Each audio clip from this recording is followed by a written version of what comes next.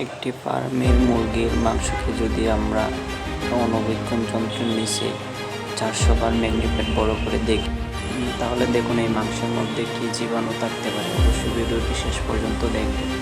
এটি 400 বার বড় করে দেখার পরও কি আপনি মুরগির পা খাবেন? তাহলে চলুন দেখা যাক।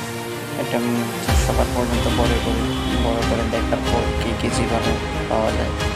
মনোযোগ সহকারে আমরা দেখি।